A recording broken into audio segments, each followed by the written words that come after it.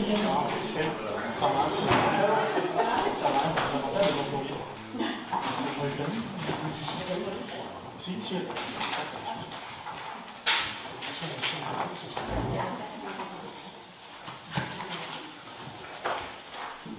puisque nous sommes au complet, je vous propose de commencer.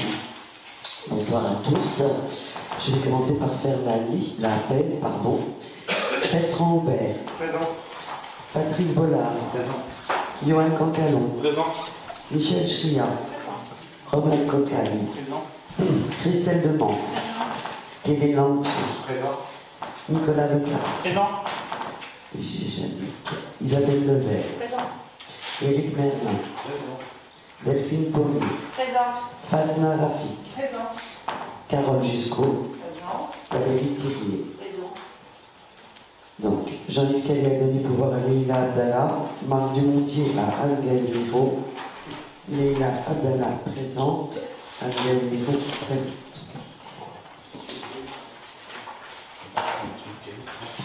Nous démarrons ce conseil municipal par un vote pour les élections sénatoriales. Donc, chacun sait que les sénateurs sont élus par ce qu'on appelle des grands électeurs, c'est-à-dire des personnes. Non, ce ne sont pas les personnes qui font plus d'1m60, contrairement à ce que dit Michel. Ce sont les personnes qui sont élues par leur père au sein d'un conseil municipal. Les seuls grands électeurs qui ne sont pas élus municipaux sont des citoyens pour les communes de plus de 50 000 habitants. Dans le département, il n'y a qu'Évreux qui est concerné. Nous devons donc présenter une liste avec 5 noms de titulaires et 3 noms de suppléants. Je tiens à préciser que je ne ferai pas partie de cette liste parce qu'étant conseillère départementale, je suis déjà grand électeur, mais dans un autre corps électoral, et que donc je ne peux pas être 2 fois grand électeur, je n'ai pas le droit de voter 2 fois. C'est pour cela que nous présentons donc une liste avec 5 noms de titulaires et 3 noms de suppléants. J'ai simplement besoin de savoir si vous souhaitez présenter une liste. D'accord. Alors, comme nous ne l'avions pas, on vous a préparé des petits papiers blancs. Juste vous indiquer que votre liste doit avoir un nom. Un seul nom. Non, doit avoir un nom, un nom de liste. Je suis désolé, on l'a appris ce matin. Donc nous, on a appelé la nôtre Cléry autrement, parce que c'est notre... Voilà, donc, voilà, on peut... D'accord, bon, vous pouvez prendre, non mais vous pouvez prendre 3-4 minutes pour y réfléchir, il n'y a pas de souci. Et puis, en dessous, évidemment, comme vous êtes que 4, vous pouvez vous mettre alors vous avez le droit de mettre que 2 noms en titulaire et 2 noms en suppléant, que 4 noms en titulaire. Voilà, vous faites votre choix. Donc il faut préciser suppléant. Oui, il faut qu'il y ait marqué délégué titulaire avec des noms et délégué suppléant avec des noms. Voilà. Et après, vous faites le choix, soit en mettre, sachant qu'au plus fort reste, de toute façon, il y a un nom qui sortira. Un titulaire. Voilà. Hein. Mais vous pouvez en mettre plusieurs, il n'y a aucun souci. D'accord? Non.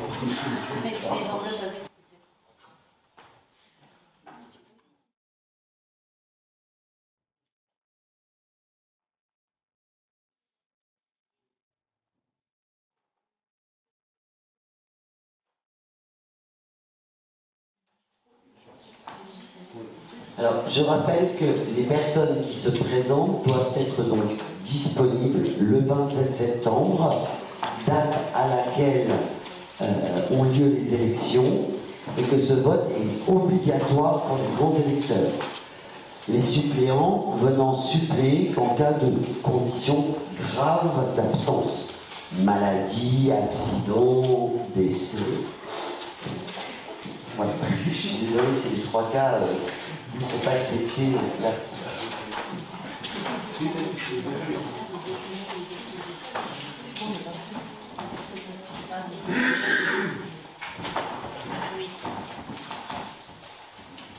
Notre grande administrative me rappelle qu'il faut que je désigne 4 assesseurs, les 2 plus âgés et les 2 plus jeunes. Si ma mémoire est bonne, nous parlons donc de Michel Chriard et de Éric Merlin. J'ai pas dit que c'était les plus vieux. C'est vous qui vous choisissez tout seul. Hein.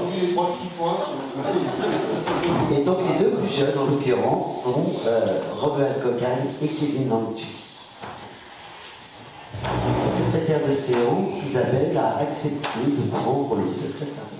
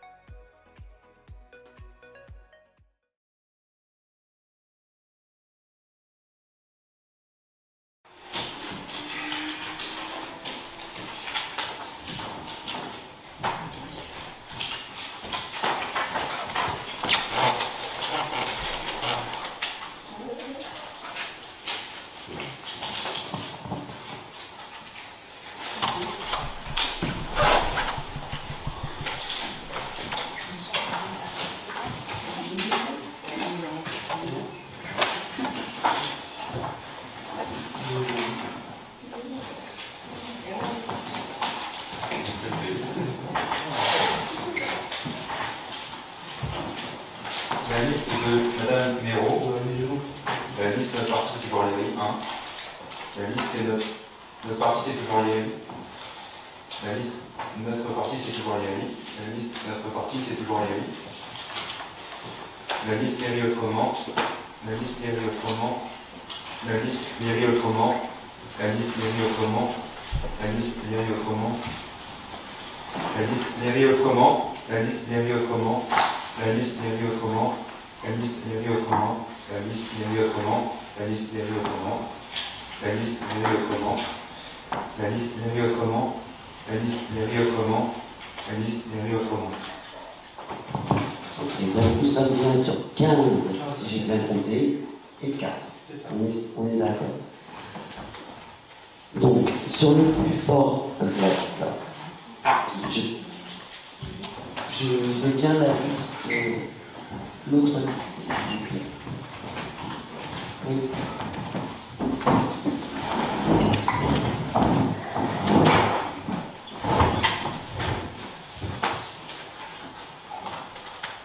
Merci.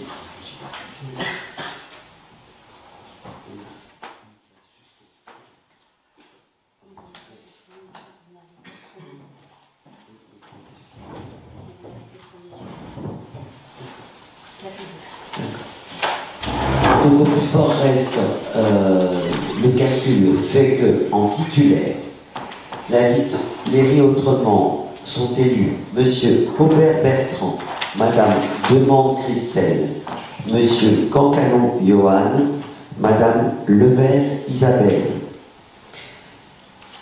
Et sur la liste, notre parti, c'est toujours Léry, est élu Anne-Gaëlle Léry. En suppléant, sont élus sur la liste Léry Autrement, Madame Jusqu'au Carole, Monsieur Cocagne Romuald, et en suppléant sur la liste de notre parti, c'est toujours Léry, Marc Dumonty.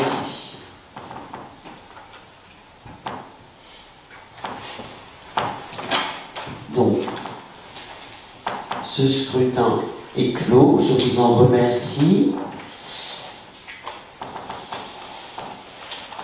Il sera donc rempli le procès verbal. Et je demanderai donc aux personnes qui ont été assesseurs de ne pas partir trop vite, puisque les PV doivent être signés par les assesseurs. Et nous les déposerons pour 9h demain matin au plus tard à la mairie de Val-de-Reuil qui collecte l'ensemble et qui doit les déposer pour 10h maximum en préfecture à Évreux, puisque c'est Val-de-Reuil le bureau centralisateur.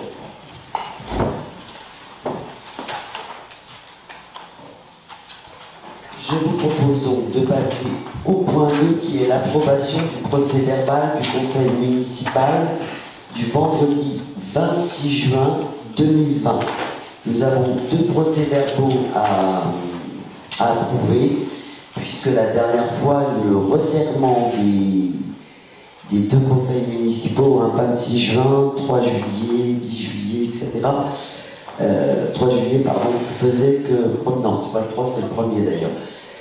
Faisait que nous n'avions pas eu le temps matériel d'élaborer correctement le procès verbal. Y a-t-il des remarques, des questions? Oui. Alors moi, je voulais juste rectifier une page. Page 2, il est indiqué que Madame Abdallah souligne que la loi n'autorise pas que des points urgents puissent être ajoutés à l'approbation du Conseil. Et que, voilà, donc ça, je tenais à préciser que j'avais quand même précisé que ajouter des points, des sujets importants, certes, mais c'est au niveau des délibérations où je faisais la distinction, où j'étais contre le fait qu'on ajoute une délibération le soir venu. D'accord. Et que s'il y avait des sujets importants qui ne nécessitaient pas de vote, il n'y avait pas de souci. C'était vraiment les points qui nécessitaient un vote, une délibération.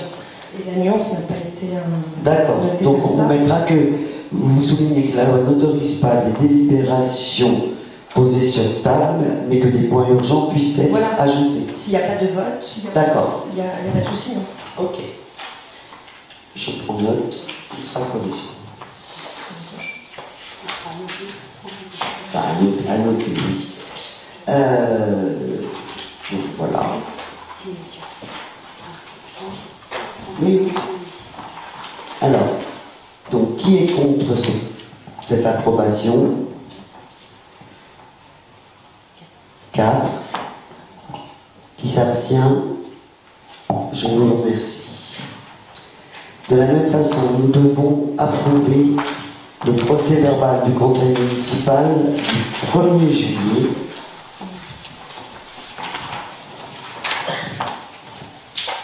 Y a-t-il des remarques? Oui. Toujours la même. J'étais un petit peu contrariée de voir qu'à la fin, sur les questions informations diverses, il a été indiqué Madame Atala ne souhaite plus que la majorité des conseils municipaux se déroule à 17h30 car cela ne l'arrange pas. Mais je trouve que la façon de dire les choses, voilà. J'ai simplement demandé si c'était exceptionnel la dernière fois au niveau de l'horaire et que c'était, je trouvais à mon sens, pas favorable ou arrangeant pour les gens comme moi qui travaillaient, même s'il y avait des gens aussi dans le public qui souhaitaient y assister. Et là, ça fait vraiment une petite capricieuse, ne souhaite plus que la majorité. Non, ça, je trouvais que c'était assez brutal. C'est vrai, quand je l'ai vu, j'ai trouvé que c'était pas grave. Et donc, Madame la maire explique pourquoi le conseil municipal a été fait à 17h30, mais on n'a pas l'explication. En fait, on n'a pas l'explication. Voilà, j'aurais bien aimé qu'elle soit notifiée. D'accord. Comme juste en dessous, c'est écrit Madame la maire répond aux questions Internet, mais en fait, on n'a pas les questions Internet juste en dessous. Donc, on ne sait pas de quelle question il s'agit. D'accord. Voilà, c'est des petites remarques. Ok. Et puis, concernant le fait que je ne souhaite pas présenter le budget du compte administratif immédiat, c'est vrai, mais ça m'a été demandé à beaucoup de points quand je suis arrivée. Donc, enfin, je veux dire, c'est pas, on ne m'a pas prévenu à l'avance, on ne m'a pas demandé, on m'a dit, vous voulez le faire, voilà, c'est quand même pas la même chose.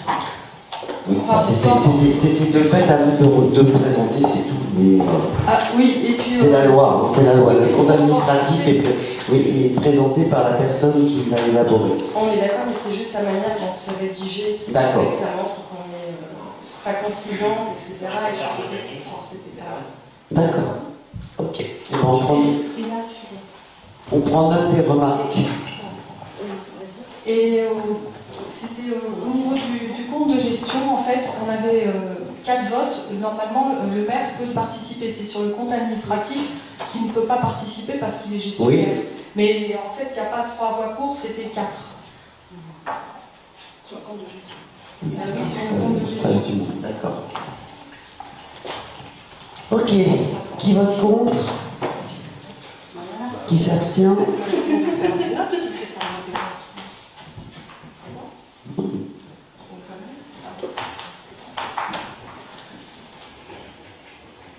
Je vous remercie.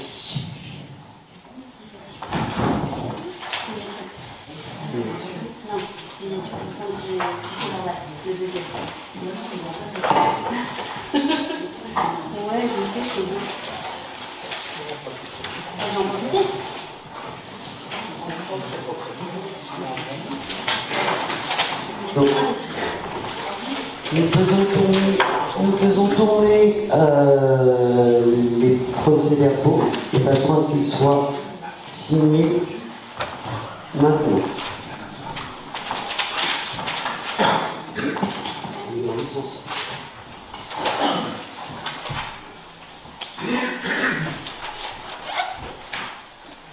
Alors, je vais d'abord en profiter pour revenir par rapport au compte administratif. Donc, la loi 83-634 du 13 juillet 1983 portant droit et obligations des fonctionnaires, article 26. Les fonctionnaires sont tenus au secret professionnel dans le cadre des règles instituées dans le code pénal.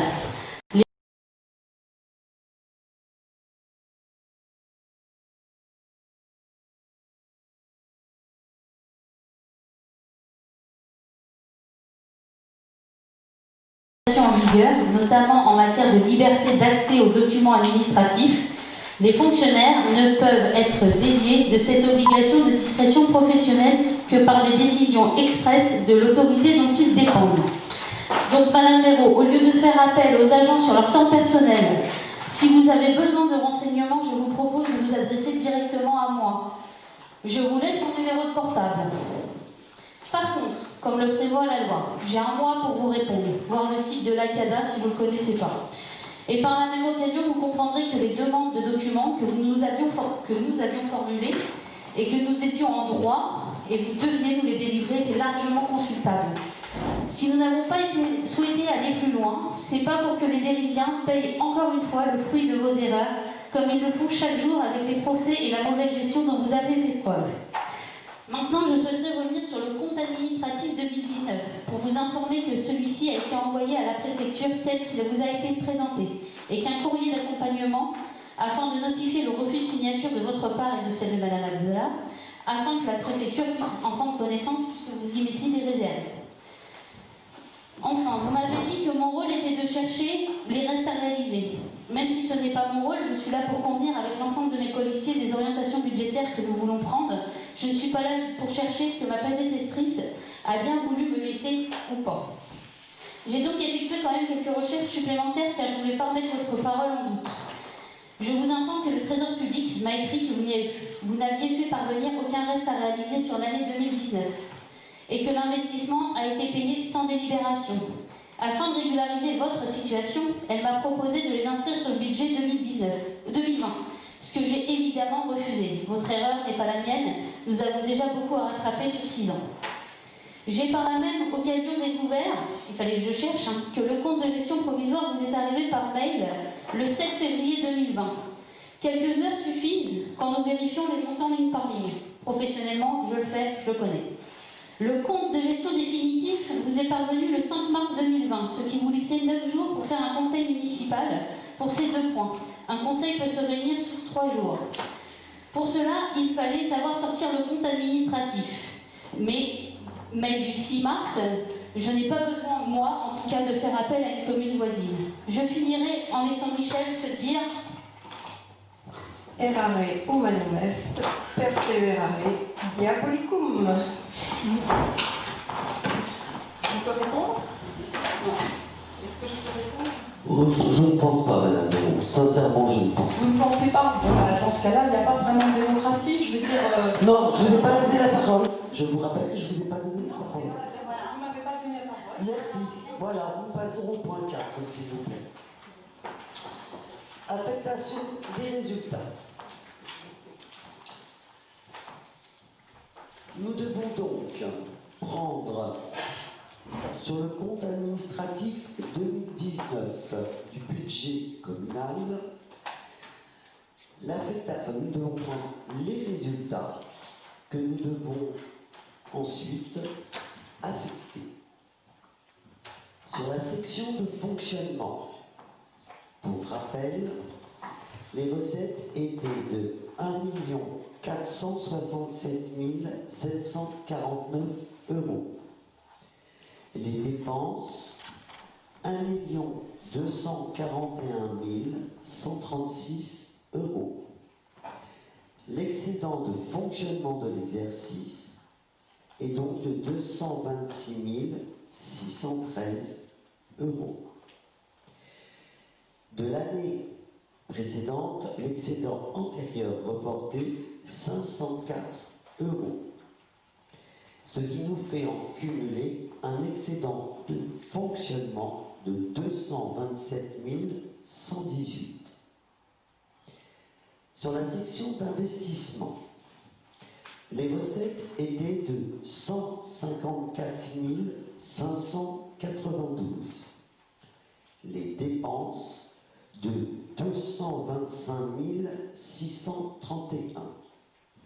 Ce qui nous fait un déficit d'investissement pour l'exercice de 71 039.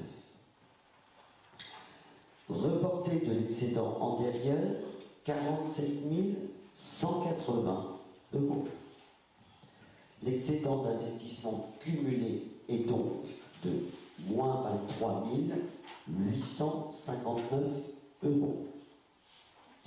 Ce qui nous donne un excédent global, fonctionnement, investissement, l'un étant positif, l'autre étant négatif, de 203 258 €.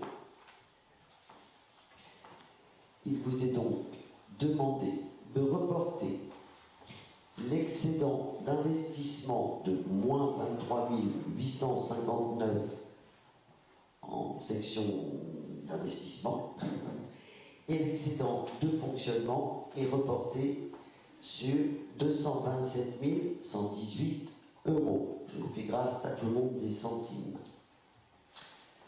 Avant que nous passions au vote, moi aussi j'aurai un certain nombre de choses à dire. Nous allons donc affecter 203 258 euros d'excédent global de l'exercice 2019. Pour moi, ce résultat, il est insensé. Pourquoi? En 2019, vous avez inscrit 5 000 euros en investissement, vous avez dépensé 25 000 euros. L'investissement a été pris sur le fonctionnement.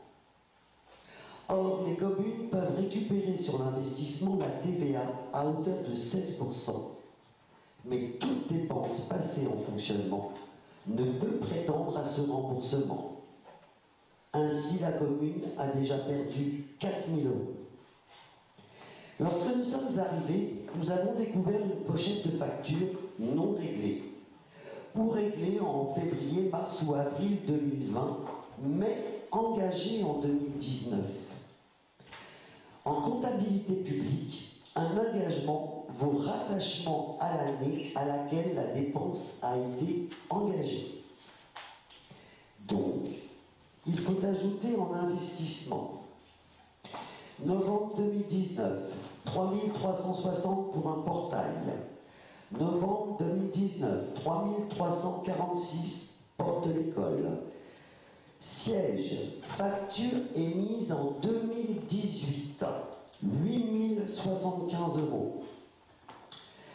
Étude de la cour d'école, novembre 2019, 7 746. Étude de la cour d'école, novembre 2019, 6 209. Réparation du toit de l'école, 4 293. Et une facture dont je ne connais pas bien, mais qui sont des travaux, 1440. Ainsi, 34 469 euros payés sur le budget 2020 alors que dépensés en 2019 nous amène au déficit d'investissement non pas de moins 71 039, mais moins 106 508. Côté fonctionnement, un certain nombre de factures. Décembre 2019, 74,28. Décembre 2019, 570. Décembre 2019, 360. Décembre 2019, 327. Décembre 2019, 39. Novembre 2019, 650. Décembre 2019, 1712. 382. Novembre 2019, 274. Facture du siège 2018 en fonctionnement, 6 666 euros. UGAP, 142 euros. Soit 11 200 euros dépensés en 2019 et payés sur le budget 2020. Cela a toujours été facile de dire et clamer que les caisses sont pleines. Parlons-en des économies soi-disant réalisées. Les salariés n'ont pas eu de visite médicale depuis plus de 2 ans. Les agents de restauration se payent eux-mêmes leurs sabots. Les agents administratifs travaillent avec un logiciel JBS où toute maintenance, assistance et mise à jour ont été abandonnées. Ils travaillent sur du XP ou Windows 7 qui n'a plus de mise à jour depuis belle lurette. J'ajoute à cela la convention de restauration avec la Normande, qui n'est plus valide depuis 2018. Nous sommes donc obligés de relancer un marché avec les coûts de publication et de publicité.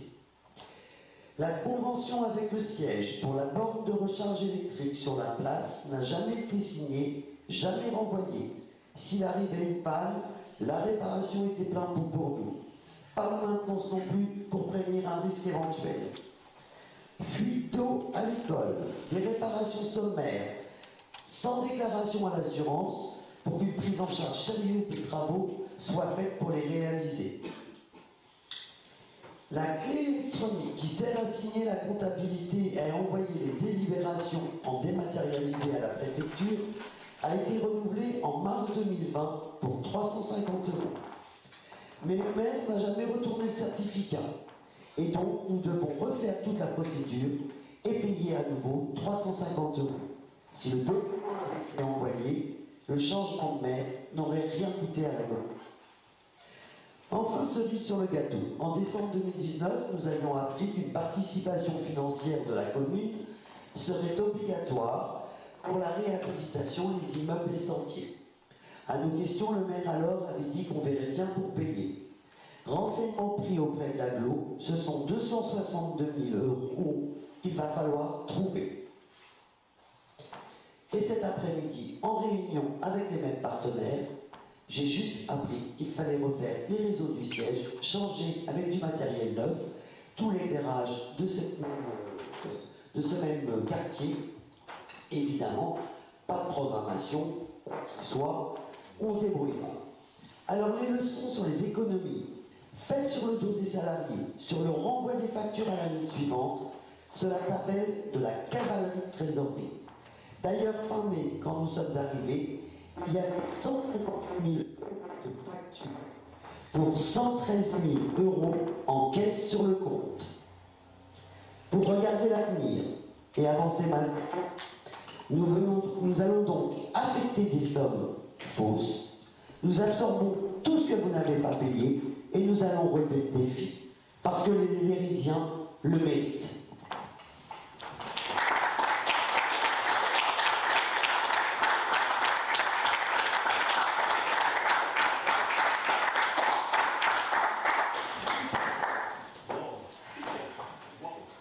Bien, je vous demande de voter. Qui vote pour l'affectation des résultats? J'ai dit pour l'affectation des résultats. Qui s'abstient? Qui vote contre? C'est les vous l'affectez comme je voulais dans les comptes que vous voulez. C'est les votes. Non, l'affectation.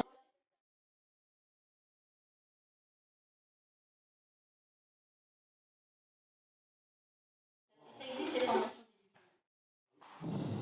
Bon.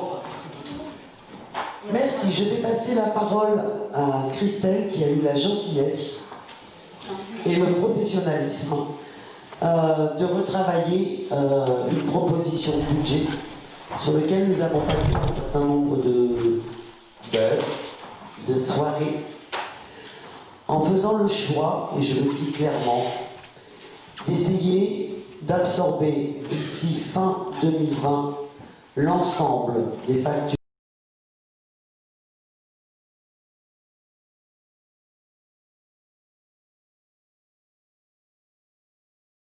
à partir de 2021, d'élaborer un plan pluriannuel d'investissement qui nous permette de répondre à nos contraintes d'employeurs de façon correcte et qui nous permette d'élaborer un certain nombre de projets comme nous y sommes engagés.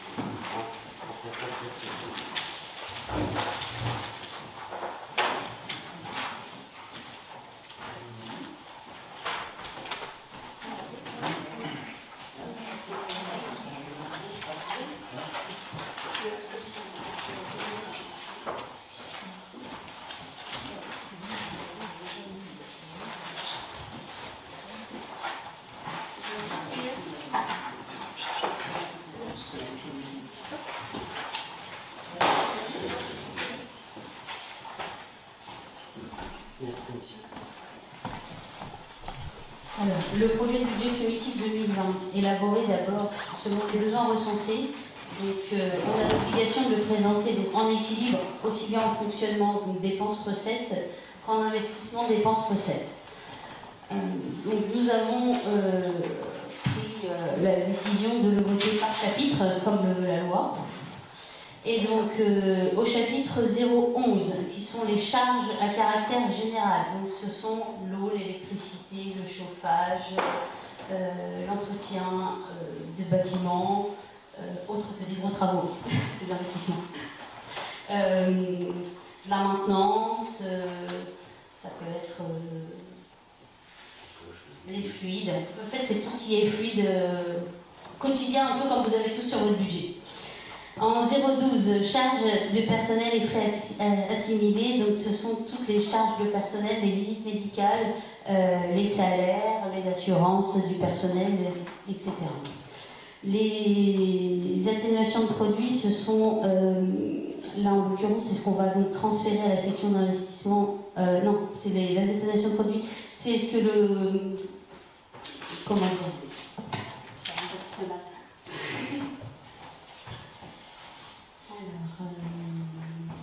Ce sont les dotations aux amortissements. Voilà.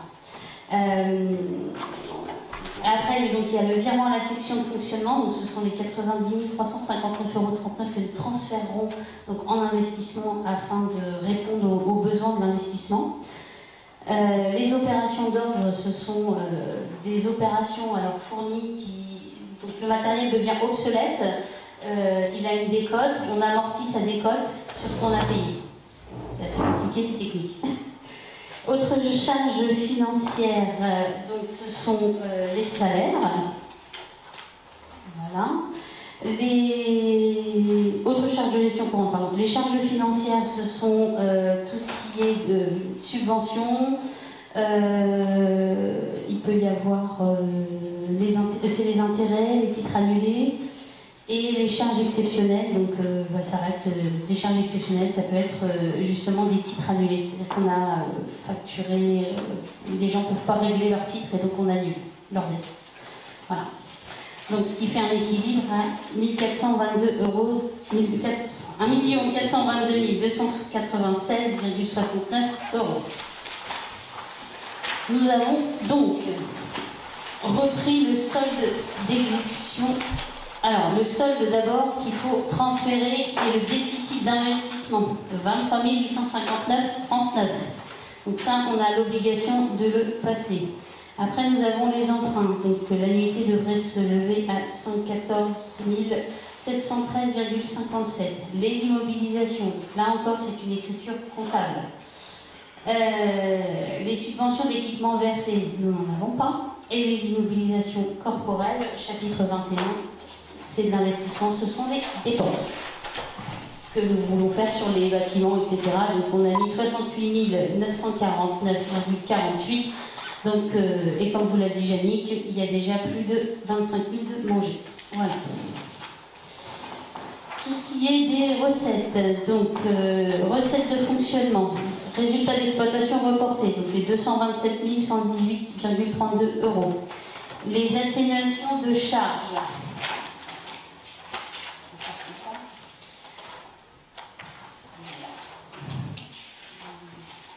Ce sont je le cherche en même temps.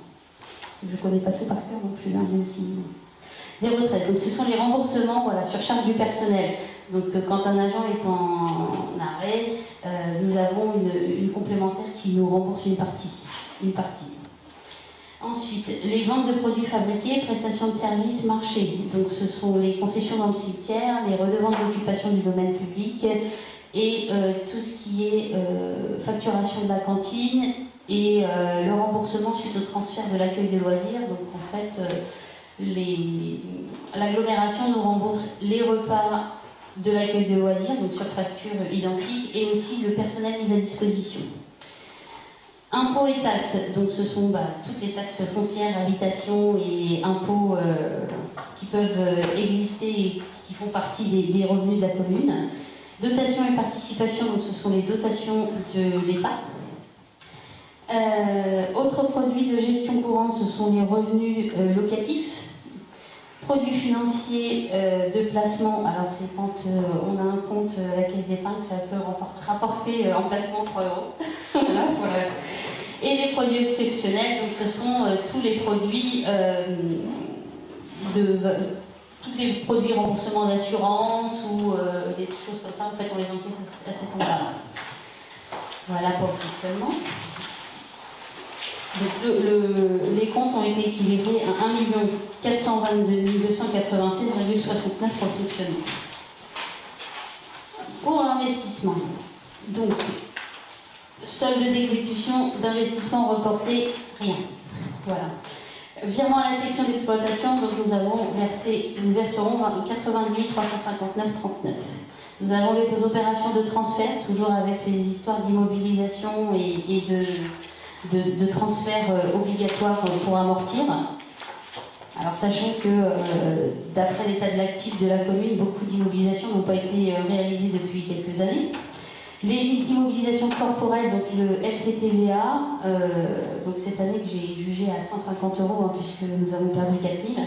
La taxe d'aménagement, donc qui est la taxe quand les propriétaires construisent, agrandissent, et l'excédent de fonctionnement capitalisé, donc là c'est le fameux transfert obligatoire puisque nous sommes en déficit. Et enfin, les subventions d'investissement, puisque nous avons fait partir donc, des dossiers pour néanmoins changer le matériel informatique voilà, des dernières délibérations que nous avons prises la dernière fois. Donc ce qui fait un total de recettes de 1 635 361,33 €.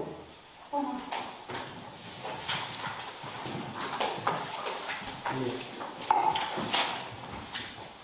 Donc, vous l'aurez compris, nous sommes sur un budget dont 51% ont été mangés entre janvier et mai.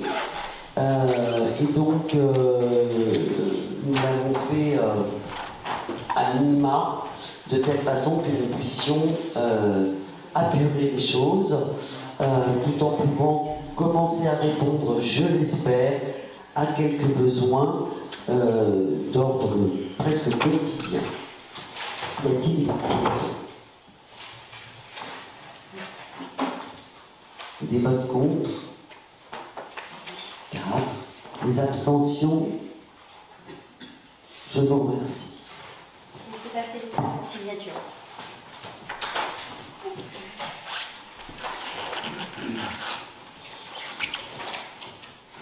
La délibération suivante concerne la continuité du restaurant scolaire. La convention de restauration scolaire avec la Normande a été signée en août 2015. Elle a une durée de vie de 3 ans. Elle est donc terminée depuis le 31 août 2018. Normalement, la commune avait une obligation de relancer un appel d'offres et de façon à pouvoir assurer, après un choix, un prestataire qui amène les repas. Je me souviens avoir posé plusieurs fois la question ces dernières années parce que effectivement cette date me trottait dans la tête. Et donc, c'est la première chose pratiquement que j'ai faite en arrivant, c'est téléphoner à la Normande en leur disant « Est-ce que vous pouvez me ramener les dossiers ?» Et ils ont ramené. Voilà. Et donc, nous souhaitons relancer un appel d'offres. Un appel d'offres a une méthodologie un petit peu longue, on ne peut pas le faire du jour au lendemain, puisqu'il faut faire une publicité et un cahier des charges pour que les entreprises puissent répondre. Au regard des délais et de l'été qui s'annonce, cela me semblait difficile. Il y a par ailleurs dans un appel d'offres ensuite un temps de réponse donné aux entreprises pour qu'elles aient le temps justement de répondre et de calibrer leurs réponses. Et donc le risque, c'est donc qu'on se fasse rattraper à la préfecture, qui nous dise à un moment vous utilisez un prestataire sans convention et vous n'en avez pas le droit. Et donc, le prestataire doit arrêter ses prestations. C'est pourquoi je vous demande l'autorisation de signer un avenant avec la société La Normande jusqu'au 31 décembre 2020, ce qui va nous laisser le temps, à partir de maintenant, d'élaborer le cahier des charges, d'écrire l'appel d'offres et donc de pouvoir le lancer au plus tard en début septembre, d'avoir les réponses, de les analyser à travers une grille, où nous souhaitons pouvoir mettre dans ce cahier des charges évidemment la notion de prix, mais pas simplement la notion de prix, aussi la notion de qualité, la notion de circuit court, la notion de bio pour les enfants. Et à partir de ce moment-là, nous serons en mesure de représenter une délibération pour établir le choix du prestataire retenu. Y a-t-il des questions? Je n'en vois pas. Donc, m'autorisez-vous à signer cet avenant avec la société La Normande? Y a-t-il des votes contre? Des abstentions? Je vous remercie.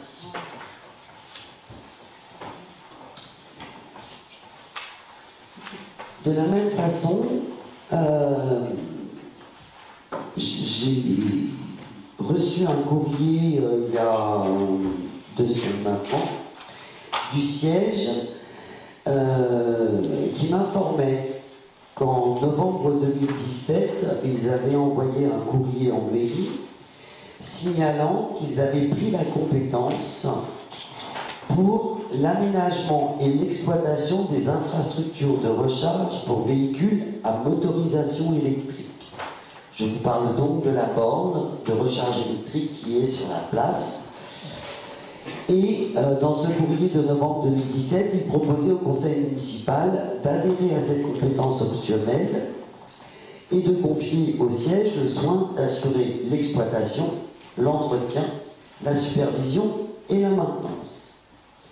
Sachant que c'est le siège qui a posé cette borne électrique, ça aussi je l'ai appris cet après-midi, ça l'a semblé assez évident, évidemment, qu'on passe cette convention.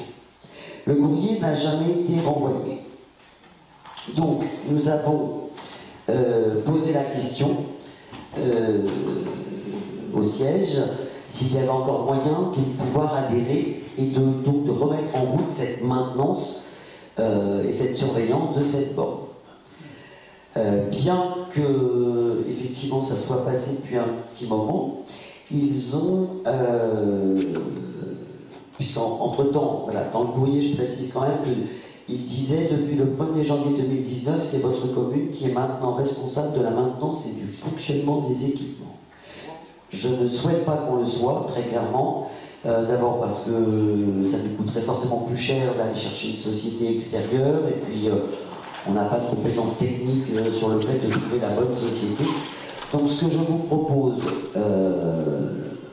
grâce à l'accord du siège, de différer de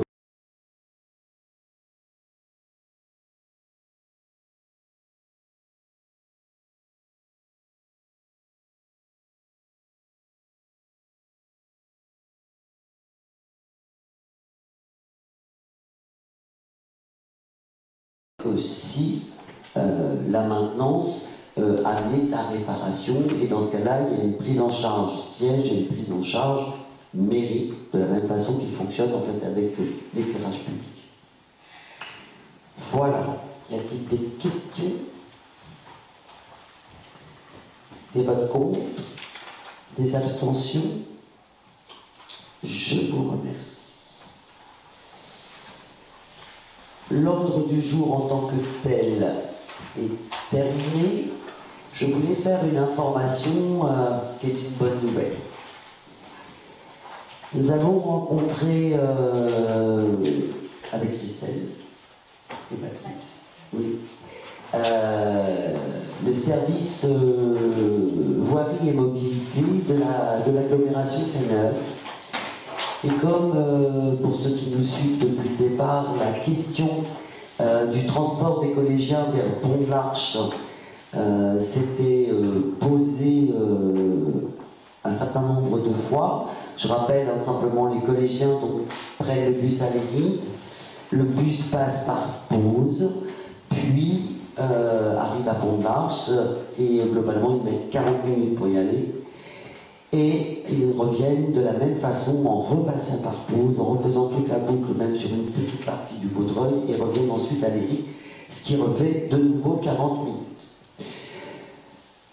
Du fait de l'augmentation du nombre de collégiens, puisque nous sommes à la 3e année, donc forcément il y a de plus en plus, et l'année prochaine, en septembre, ce sont 27 de nos petits lérysiens qui partiront vers Pont de l'Arche. Et au regard, voilà, je pense, de ce qui avait pu être dit et par les collégiens et par leurs parents, le service voirie mobilité m'a informé hier soir qu'il pourrait, à la rentrée, mettre en place un transport qui devrait normalement prendre 12 minutes à partir de Léry vers Pont de l'Arche. Et que dans ce cas-là, on serait sur la ligne Val-de-Reuil, Pont de l'Arche, et donc il n'y aura plus de passage ni par Pause, ni par le petit bout du Vaudreuil.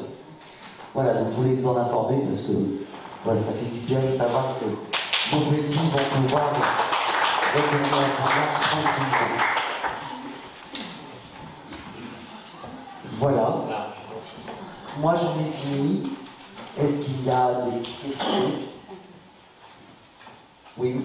Puis Madame la maire, je voudrais savoir si tous les faits que vous avez évoqués au point 4, affectation des résultats, seront relatés dans le compte-rendu. Oui. Oui, tout à fait, ça sera joint. Parfait, merci. Bien. Eh bien, écoutez, Ah, pardon. Excuse-moi, une petite question technique. On m'a demandé si jamais il pleuvait le jour du 14 juillet. Qu'est-ce qui se passe? On annule ou on... Mais il ne pleut pas le 14 juillet. Alors déjà, le 14 juillet, il ne pleuvra pas. Et si vraiment il pleut, évidemment qu'on irait à la salle Poussin. Toujours avec la candelle. Ah oui. Alors, je rappelle que, donc si tout le monde n'avait pas l'information, hein, il y a une cérémonie du 14 juillet, toujours dans les mêmes conditions. Hein. Nous n'avons pas les anciens combattants parce que réputés trop fragiles encore. Nous devons, dans cette cérémonie, nous tenir à distance les uns des autres. Voilà.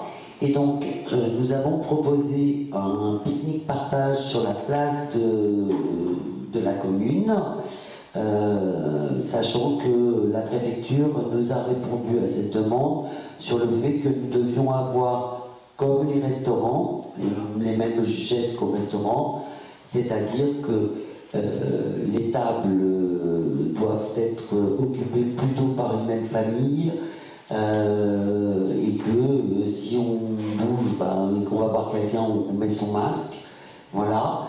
Et l'idée du pique-nique partage, c'est que même si c'est un petit peu contraignant, chacun amène effectivement son assiette, son couvert, ce qui fait qu'il n'y aura pas de mélange de couverts, pas de mélange de verres, et qu'il y a quand même moins de risques. Voilà. Donc vous êtes évidemment tous cordialement invités à ce moment de partage. Et voilà, et si vraiment il ne fait pas beau, mais si ça c'est pas possible qu'il fasse pas beau, mais si vraiment il ne faisait pas beau, effectivement on mettrait en place un système pour accueillir malgré tout. Voilà. Merci, bonne soirée à tous.